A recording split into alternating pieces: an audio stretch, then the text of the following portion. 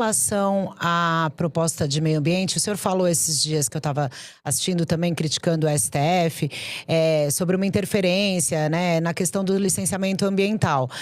Eu sei que o senhor está se diferenciando aí do ex-presidente Jair Bolsonaro, mas a gente teve, na época do governo dele, aquela reunião em que o então ministro do Meio Ambiente, Ricardo Salles, disse que era para aproveitar o momento para passar a boiada que essa questão do licenciamento, nessa questão do licenciamento ambiental. O senhor falou que é uma questão também que, na sua visão, pelo que eu ouvi, atrapalha o desenvolvimento de obras. Mas e a questão do meio ambiente, mudanças climáticas, tudo isso que a gente está vivendo? Assim, pelo que eu sei, o senhor não é um terraplanista, né? O senhor acredita nas mudanças climáticas? Enfim, como é que o senhor junta essa necessidade de destravar licenciamento ambientais com o cuidado com o meio ambiente? Carla, eu realmente acredito em mudanças climáticas. Eu sou um apaixonado pelos biomas brasileiros. O símbolo do nosso partido é uma onça, que é o maior felino das Américas. Acho que faz parte da nossa identidade cultural, nossos biomas. Não existe Nordeste sem eu falar da região do Agreste. Não existe o Nordeste sem eu falar da Caatinga, sem eu falar do Sertão. Não existe a Paulistânia, na parte de Goiás, sem eu não falar do Cerrado. Eu sou um defensor do agro, sou defensor do avanço das fronteiras agrícolas, mas sou defensor do Código Florestal e de uma relação saudável entre o agro e a nossa parte, vamos dizer, dos nossos setores produtivos, o desenvolvimento de uma infraestrutura séria num país muito pobre sem infraestrutura, isso impacta o custo do Brasil, e a defesa desses biomas. Se a gente defender, basicamente, lei e ordem, a aplicação do nosso Código Florestal, que é o mais avançado do mundo, e das grandes nações, de longe é o mais avançado, falar em mata ciliar com a sofisticação que a gente fala nessa parte ambiental, a gente não vê em nenhum outro lugar. Você vai visitar mata ciliar nos rios que cruzam a França, tem nada. Eles ficam cobrando da gente as coisas mais absurdas do mundo nesses acordos internacionais e eles não fazem o básico. Recuperações de área de conservação, a gente tem uma política que, se bem implementada, vai funcionar super bem. O que não pode acontecer é a defesa do meio ambiente ser utilizada como um mecanismo de lobby internacional para a sabotagem do Brasil como um player comercial internacional.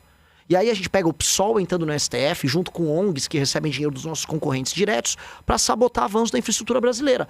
Isso é sabotagem. Nós não podemos aceitar sabotagem. Sabotagem não pode ser aceita. E aí ainda tem um outro elemento que ninguém gosta de falar. A esquerda gosta de comprar a agenda ambiental. Não, nós somos ambientalistas. A maior parte dos crimes ambientais acontece nas cidades. E o principal deles é a ausência de saneamento básico. E quando a gente fala em investimentos em saneamento básico, em cobrança aos prefeitos sobre isso, todo mundo fecha o bico. Ninguém está falando, por exemplo, a calamidade de saneamento básico que existe nas cidades pequenas ao redor do Brasil. E que isso afeta, de maneira bem clara, os lençóis freáticos, as pessoas tomam água com coliformes fecais. Isso também é meio ambiente, só que as pessoas se esquecem disso. O marco do saneamento foi duramente combatido. Duramente combatido. E ninguém, né? Isso não é meio ambiente. Isto é meio ambiente. Eu volto a colocar, as maiores violações e crimes contra o meio ambiente no Brasil acontecem em território urbano. E isso é jogado de lado, porque não é a historinha que querem contar. Querem contar assim, existe a nossa Amazônia, muito bonita, existe o agricultor malvado. Então, se tem um agricultor malvado que quer derrubar a nossa mata para botar um monte de boi, esse cara tem que ser muito preso, Carla. Eu sou totalmente, assim, isso é destruição de um ativo fundamental para o Brasil. Agora, dito isso, eu não vou cair no sentimentalismo para implementar a sabotagem, que é o que esses caras fazem. Isso eu não vou aceitar. A gente está se encaminhando já para o final do programa, mas eu queria falar um pouco mais sobre um tema que a gente pincelou, que é a questão do Judiciário, do Supremo Tribunal Federal. Como é que o senhor vê a necessidade de uma reforma do Judiciário, de maneira geral, e de maneira específica? O senhor acha que algum ministro ou alguns ministros deveriam sofrer impeachment? E mais, o senhor acha que algum ministro ou alguns ministros deveriam estar presos? Vamos lá. Começar do final, né? O escândalo do Banco Master nos deixou claro, muito claro, que havia uma relação promíscua entre, no mínimo, 2 ministros do STF e o senhor Vorcaro. Contratos, e já foram demonstrados, inclusive, os depósitos e movimentação financeira, reuniões indecorosas que, em qualquer lugar do mundo, levariam a impeachment. Aqui no Brasil não leva. Aqui no Brasil, o Gilmar Mendes vem a público dizer o que a imprensa pode ou não pode cobrir sobre o assunto. É para cobrir a Faria Lima. Não! A relação promíscua na Faria Lima se deu muito por conta do poder político construído em Brasília, nos palácios do Planalto, no Congresso e no STF. Aí vão querer fingir demência. Então, impeachment de ministro do Supremo nesses casos, estou falando de bem objetivo, o caso do Alexandre de Moraes e Dias Toffoli, deveria ser regra, é o que um país sério faria. Só que nós não somos hoje um país sério. O senhor defende o impeachment do Toffoli e do Moraes. Do Moraes. E prisão. Quero ver a delação do Vorcaro para endereçar a prisão. Eu já pedi nas ruas, já fiz 4 manifestações sobre eles esse ano. Em todas a gente pediu impeachment e nas 2 últimas prisão, porque é muito claro o envolvimento. Eu acho que eu tenho que tomar cuidado para não perder meus direitos políticos falando aqui, mas acho que ninguém nasceu ontem. Todo mundo sabe o que aconteceu ali. Todo mundo sabe que o senhor Vorcar era o rei do tráfico de influência no Brasil. E ele fez isso onde ele pôde executar.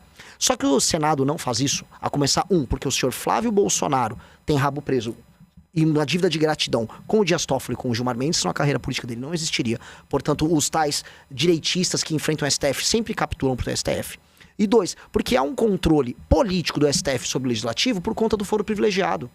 Se o STF julga as ações de quem julga eles, você fica numa disputa. E o parlamento sempre sai perdendo, porque também não é composto das pessoas mais incríveis e morais do mundo, né? Eu não imagino o Alcolumbre e o Renan Calheiros se reunindo para moralizar o STF. Eles querem se reunir para fazer negócios com o STF. Essa é a natureza dessas pessoas. Então tem que chegar um presidente da República que não tem rabo preso, que era o que imaginavam que o Bolsonaro ia fazer.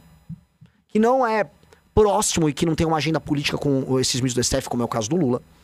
E aí endereçar uma agenda sobre o judiciário. Não só na parte dos privilégios, penduricalhos, né, que não estão no topo do judiciário, mas sobre o STF, sobre decisões monocráticas que já passou e o Bolsonaro vetou, sobre o período, né, que eles sentam em cima dos processos lá quando eles pedem vistas, sobre escritórios de advocacia, sobre período de mandato, sobre o foro especial, o foro privilegiado não ser tocado pelo STF, mas sim por desembargadores selecionados que têm mandatos de 2 anos e não julgam parlamentares dos seus próprios estados. Medidas óbvias, naturais, e que transformem a Corte Constitucional numa Corte Constitucional e não numa última instância. Na Europa, a maior parte dos tribunais são cortes constitucionais, elas tratam de temas abstratos. Aqui no Brasil, a gente trata de tudo. Cara, só vou te passar a bola um segundo. 8 mil ações no Brasil no STF. Nos Estados Unidos, 50.